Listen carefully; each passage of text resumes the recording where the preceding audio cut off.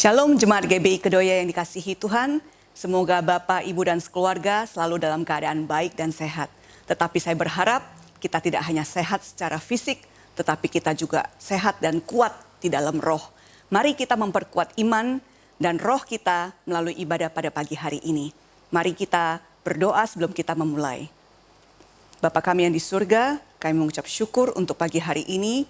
Jikalau kami masih hidup sampai saat ini, semua merupakan kasih karunia-Mu ya Tuhan. Kami berdoa biarlah kami boleh disegarkan melalui puji-pujian hari ini, dan roh kami juga boleh diperkuat melalui firman Tuhan. Kami serahkan Tuhan Yesus, setiap kami yang mengikuti ibadah ini, dimanapun kami berada, di rumah kami masing-masing, kami berdoa supaya urapan Tuhan turun ke atas setiap daripada kami. Terima kasih Tuhan, kami siap untuk mulai ibadah kami. Di dalam nama Yesus Kristus kami berdoa. Amin. Selamat beribadah, Tuhan Yesus memberkati. Shalom jemaat yang dikasihi Tuhan. Kita bersyukur pada hari ini kita bisa ibadah kembali. Dan saya mau mengajak Bapak Ibu pada hari ini untuk bersorak bagi Tuhan. Mari kita angkat pujian ini bagi Tuhan kita. Haleluya.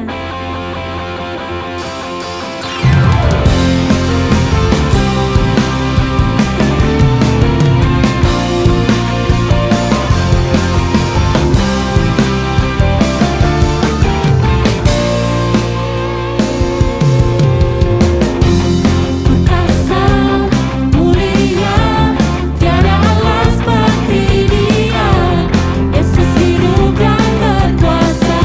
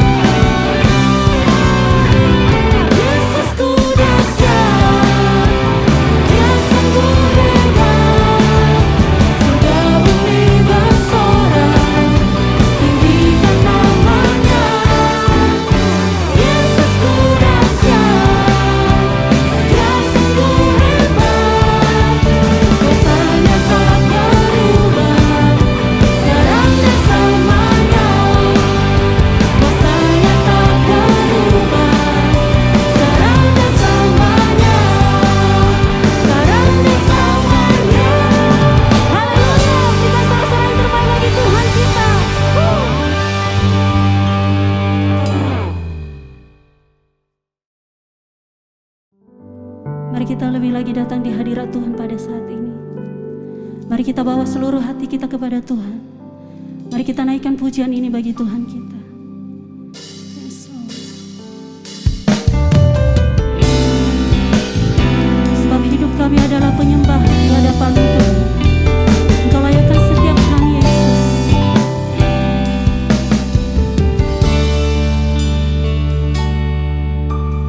Pujian dan syukurku ku bawa padamu dengan rendah hati ku persembahkan.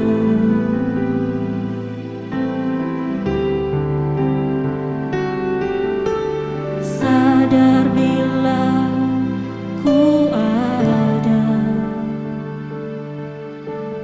hanya karena anugerah, bukan karena kekuatan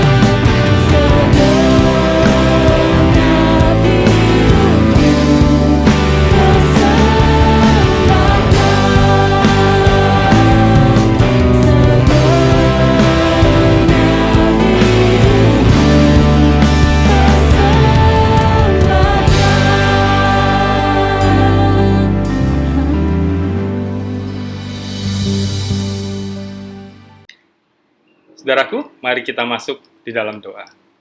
Tuhan Allah Bapa kami yang di surga, mengucap syukur Tuhan kalau kami masih diizinkan untuk bertemu, untuk beribadah bersama-sama walaupun masih secara online.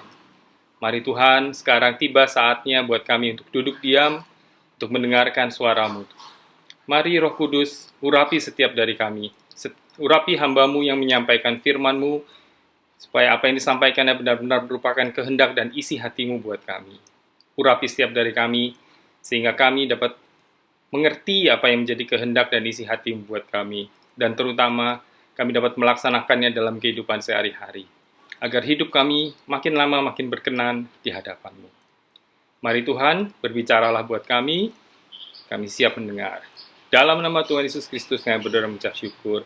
Haleluya. Amin. Shalom, puji Tuhan. Kita bertemu lagi dalam ibadat hari Minggu ini.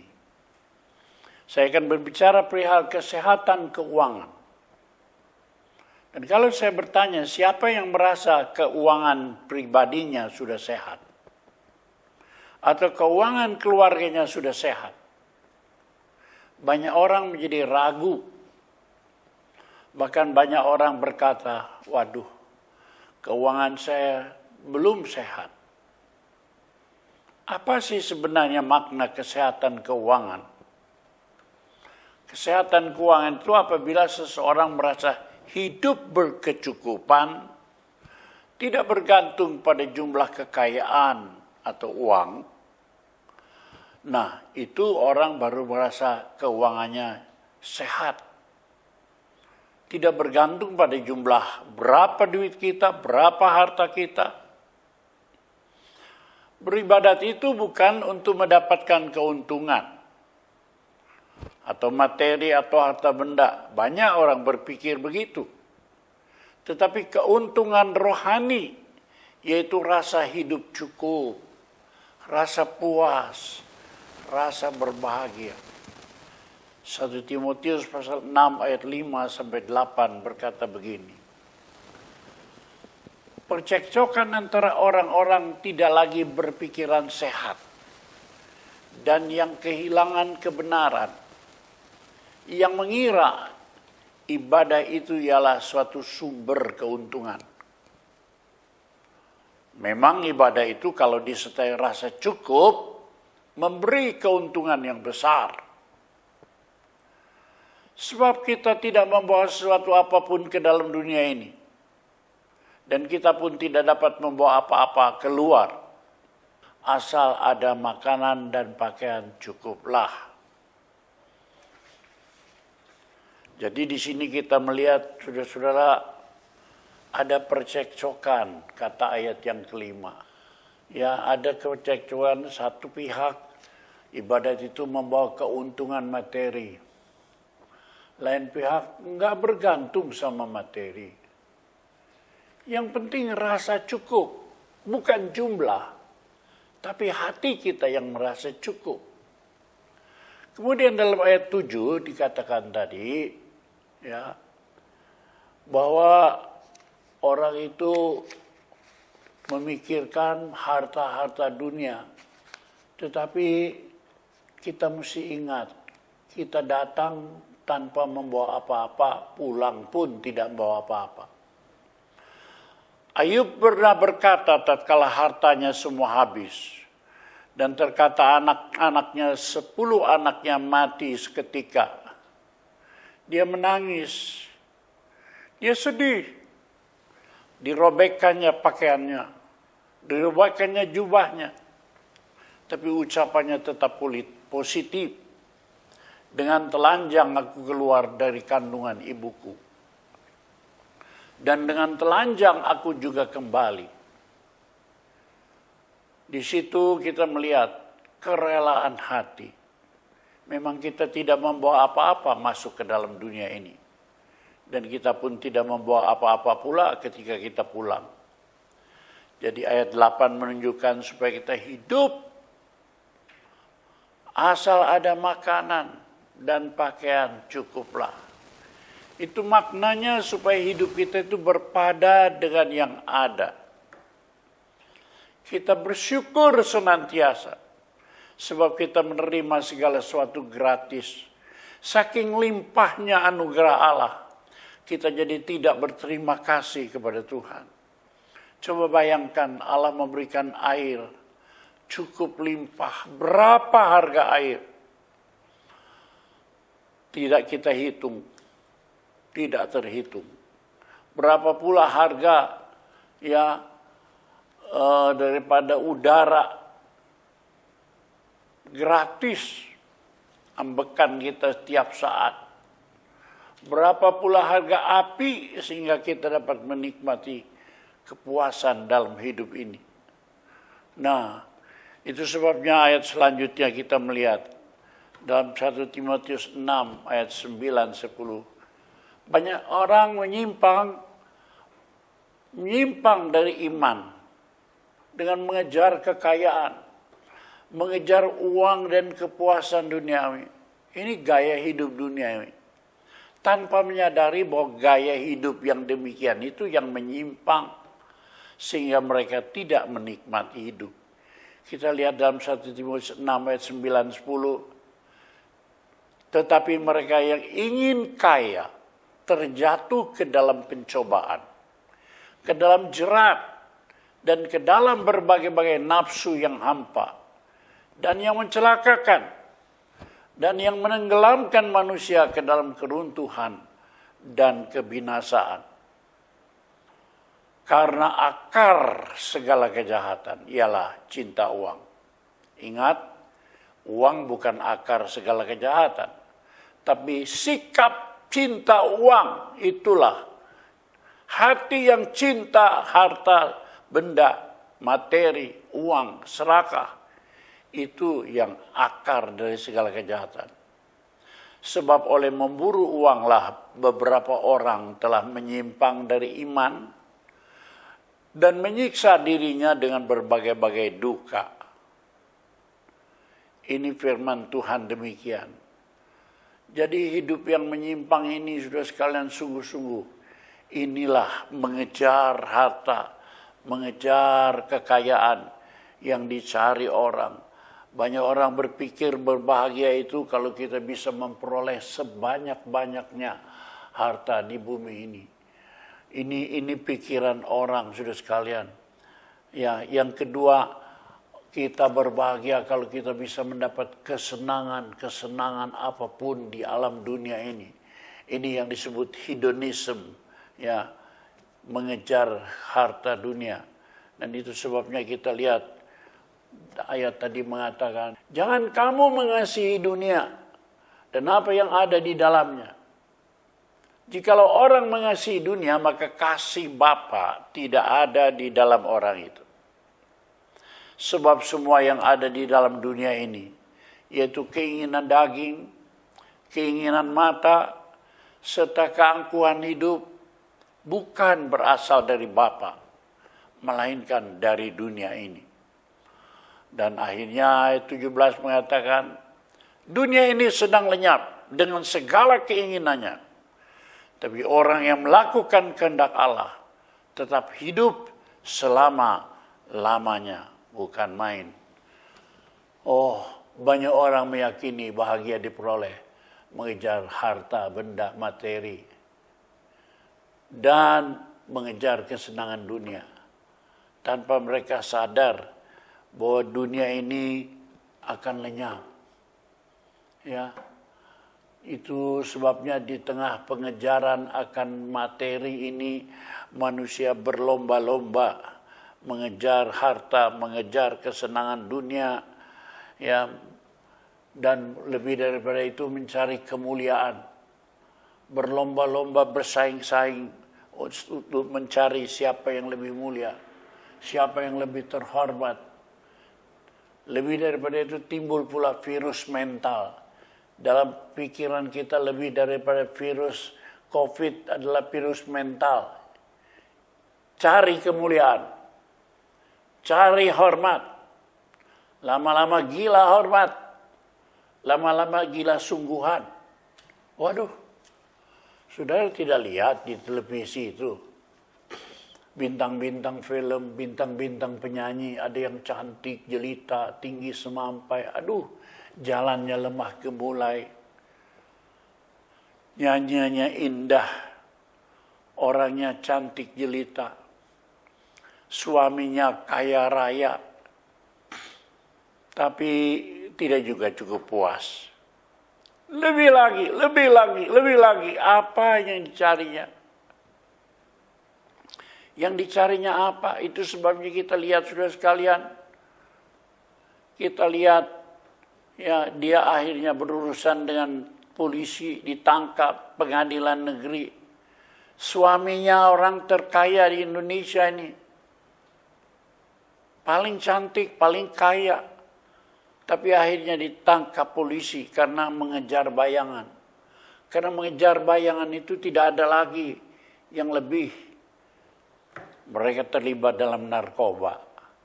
Dan disitulah mereka hancur. Mereka ditangkap polisi. Aduh, kasihan sekali. Saudara-saudara, nah, tapi kita sekarang harus belajar dari firman Allah. Kita harus kembali kepada sumbernya.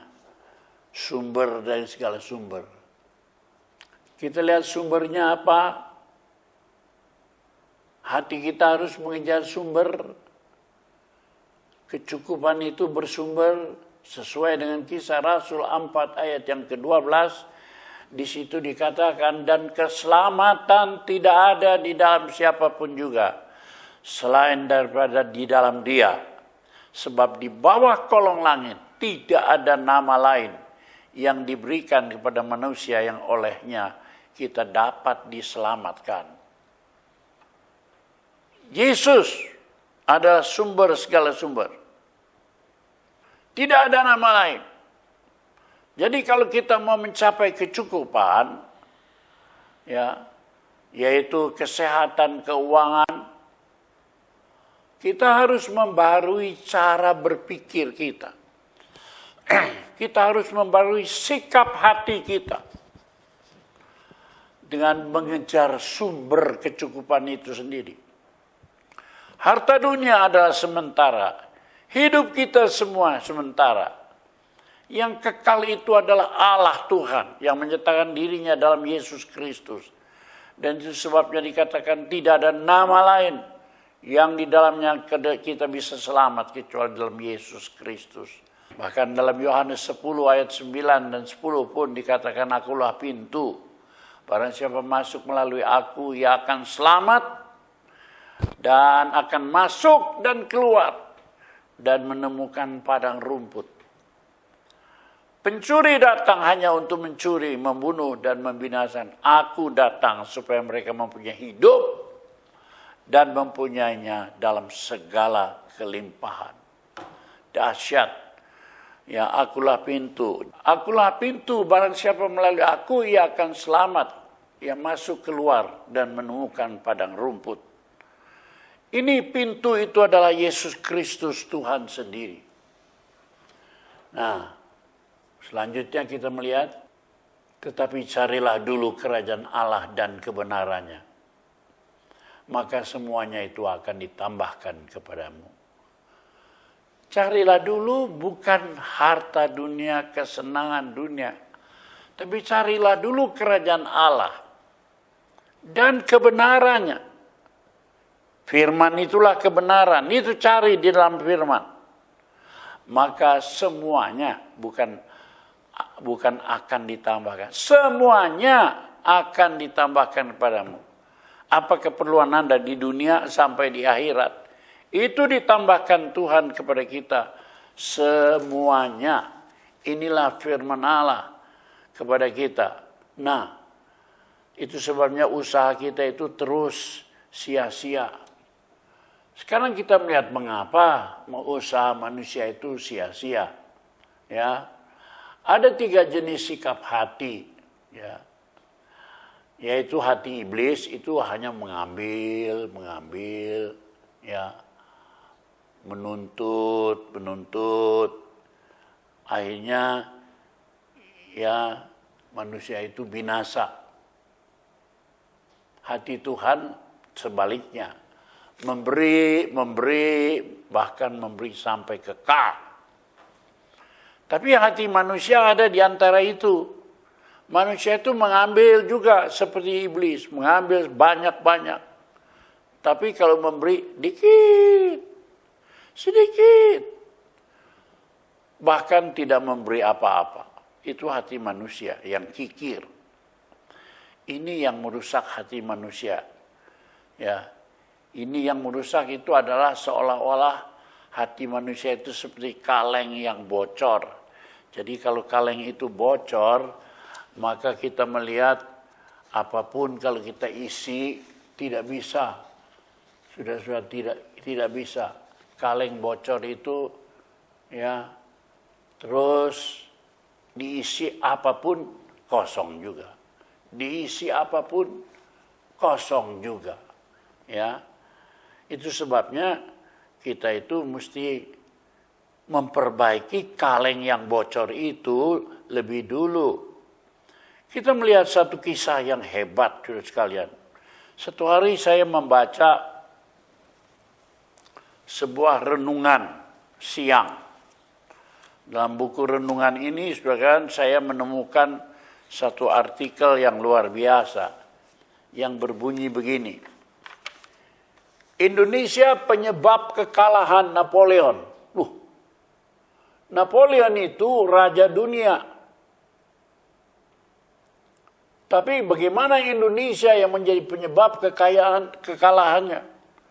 Dalam satu perang pada bulan Juni 1815, peperangan Waterloo yang terkenal itu, yang menentukan nasib Napoleon Bonaparte dari Prancis itu, apakah bisa berkuasa terus, maka terjadilah pasukannya itu dikalahkan oleh gabungan antara Belanda, Inggris, dan Jerman. Kekalahan di Waterloo itu menghancurkan dia. Apa sebab terjadi kekalahan Napoleon? Itu oleh karena Indonesia katanya. Waduh, saya heran.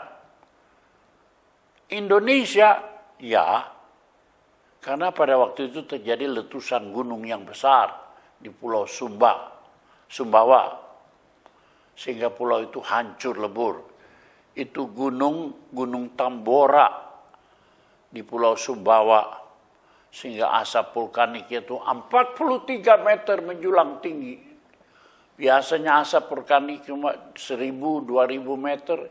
Ini 43.000. Sehingga debunya seluruh dunia ini kena sampai juga di Eropa. Dan itu menentukan iklim dunia. Sehingga dunia Eropa itu tidak mengenal musim panas. Dingin, gelap, hujan. Ya, kehidupan di Pulau Sumbawa mati. Dan itu sebabnya pasukan Napoleon Bonaparte tidak bisa berperang. Ya, karena becek, karena gelap. Napoleon ingin menata pasukannya, menunggu besok, besok ganti besok, tetap gelap. Dan akhirnya Inggris di bawah pimpinan Jenderal Wellington mengalahkan Napoleon. Ditangkap, dibuang ke Pulau Elba, Saint Helena di Pulau Elba. Di sanalah dia mati akhirnya. Itu sebabnya judulnya dikatakan Indonesia penyebab kekalahan Napoleon. Sebenarnya tidak betul. Itu adalah akibat letusan Gunung Pandora. Iklim rusak. Jadi yang menyebabkan kekalahan itu adalah Tuhan sendiri. Karena Tuhan yang membuat letusan Gunung Pandora. Bukan Indonesia. Jadi ini bagi orang yang bandel itu, coba bayangkan, seluruh dunia dia mau taklukkan. Eropa itu banyak sekali bangsa-bangsa, Jerman, Perancis, Belanda, Belgia, Rusia, ya, Yugoslavia pada waktu itu, kemudian Portugis, kemudian Monaco, Italia, ya, dan lain-lain sampai Yunani. Dia mau taklukkan semua. Ini kan ambisinya orang gila. Sombongnya bukan kepalang. Tapi akhirnya dia berkenalan dengan Tuhan melalui letusan Gunung Pandora.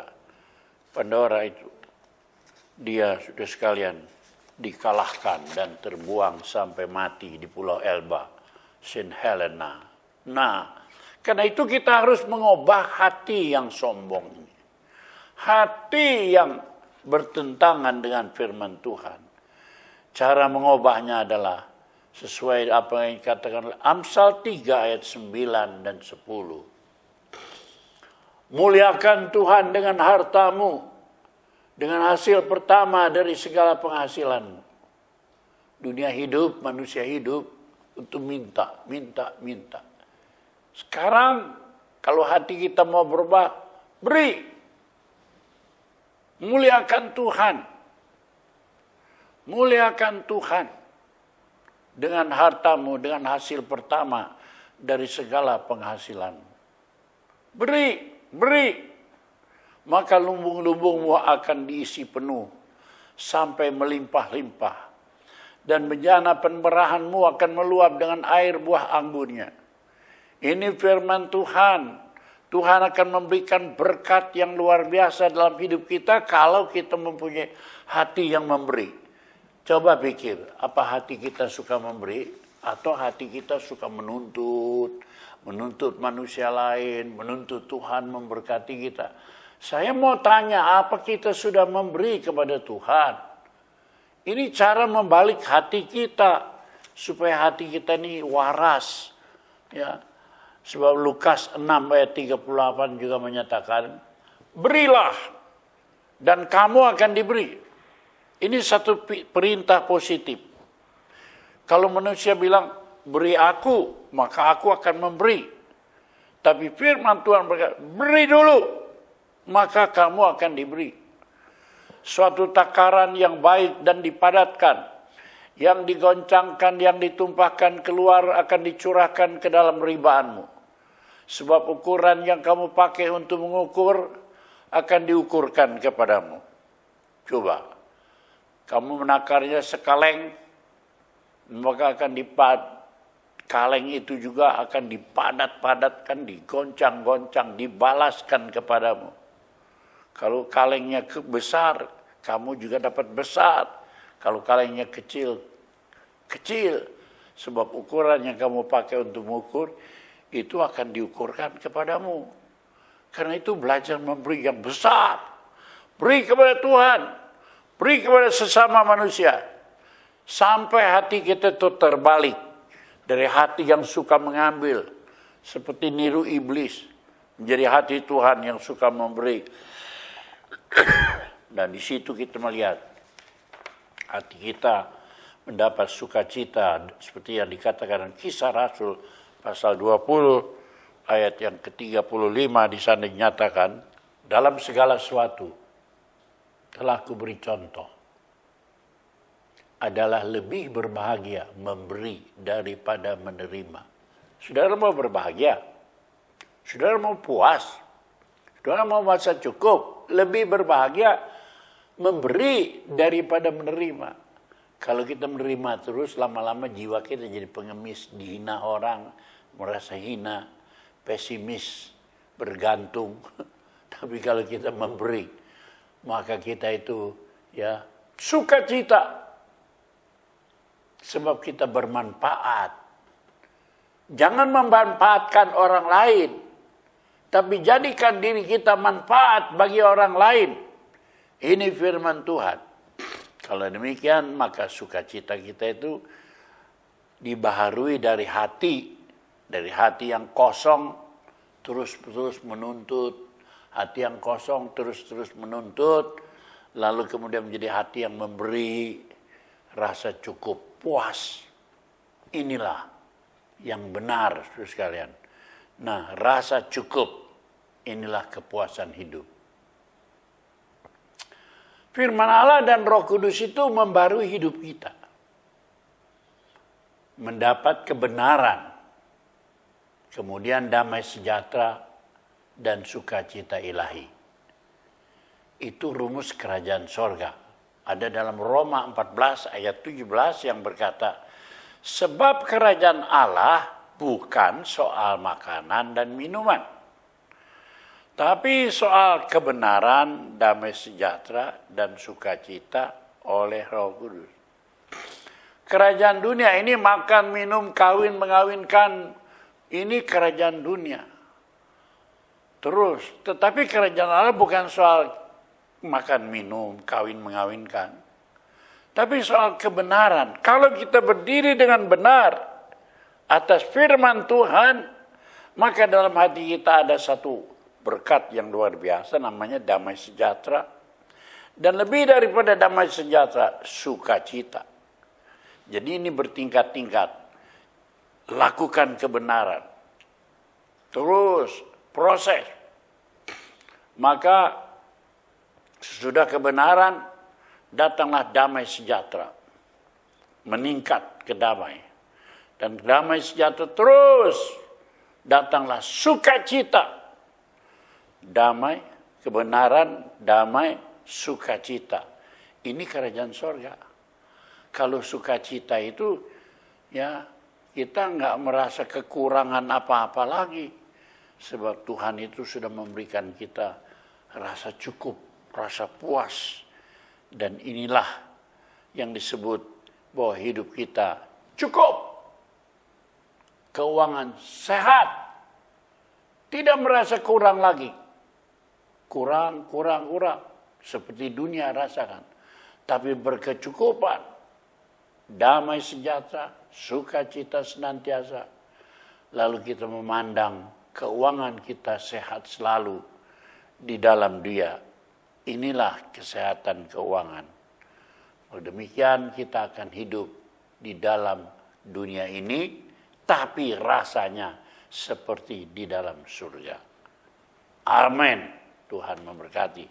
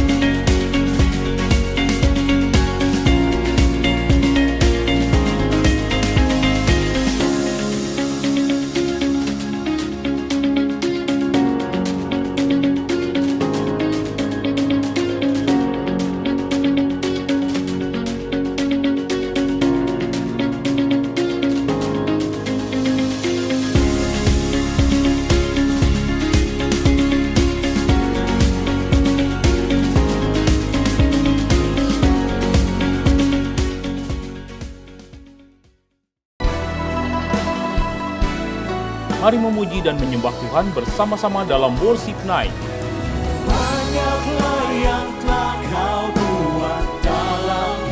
Yang diadakan pada Kamis 22 September jam 7.30 malam.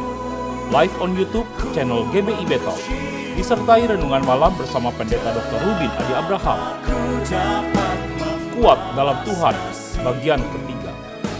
Sembah Kau Yesus selamanya.